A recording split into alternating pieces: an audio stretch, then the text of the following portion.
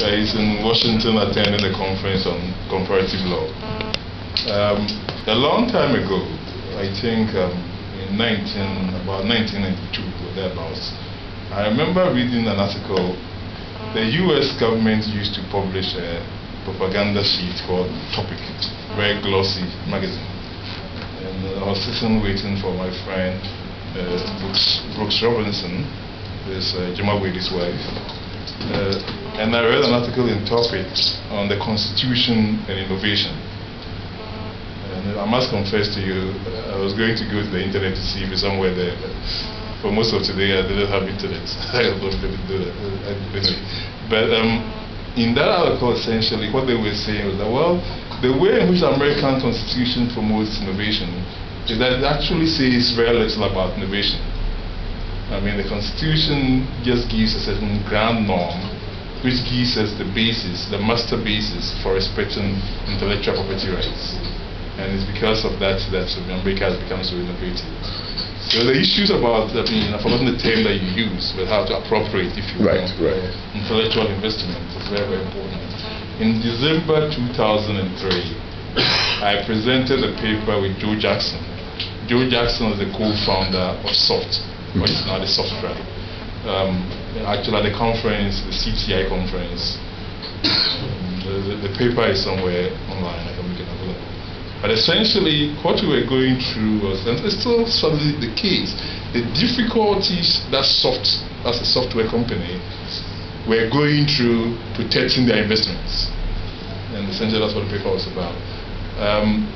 Now, I think that when we talk about the Constitution and innovation in our country, we cannot be so neat as the American political theories I was referring to. Because in the sense our Constitution says a lot of things. Our Constitution is very, very specific. But from all what I've heard here, you see, I have come to the conclusion that actually the big challenge that we face in Ghana is insufficient government. When I say insufficient government, that doesn't mean that the government should produce all goods and services. But what I'm saying is that, for instance, the very important discussion we're having today about whether the government is trying to clamp down the media and so on, the rights. It's all about the quality of government. Is the government democratic? Is the government authoritarian? So on, or is it getting more authoritarian? Is it getting more democratic?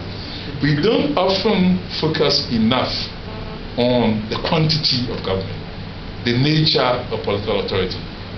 And for me, as a political scientist who's been dabbling a lot in these things, that is what, I mean, the first time I heard about Professor Allotey was when I was doing my PhD thesis.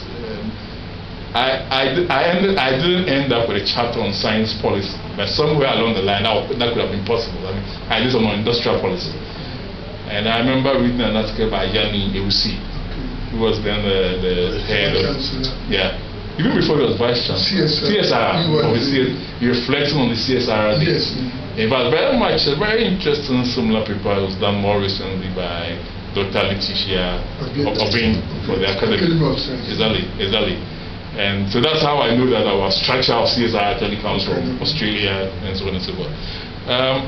But I'm not surprised that many people who should know about this science and innovation policy do not really know about it.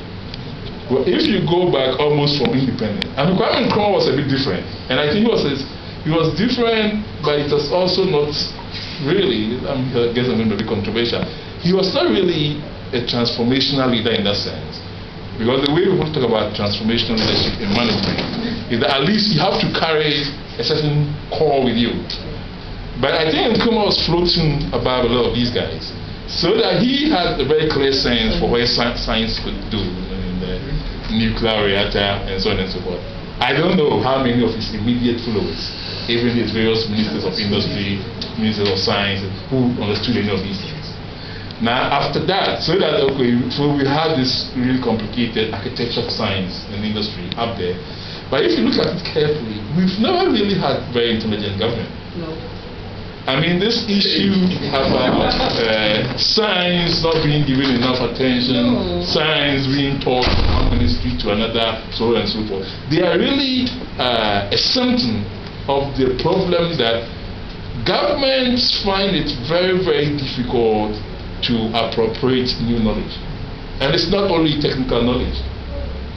Now, so what do you do in this situation? From a constitution point of view, my suspicion is that the answer lies in proper decentralization. I know a lot of people talk about this, but if you think about it, it is very, very funny. If you look at this from a political auditing point of view, if you look at the capacity of the state and what the state is trying to do at the center, it's absolutely, I mean, I was reading an article in the newspaper the other day that even the street lights are supposed to be provided. There's a tussle between the electricity corporation, the local government, and some other territories about who should provide street lights. I mean, so, I mean, if you don't have the capacity, you see,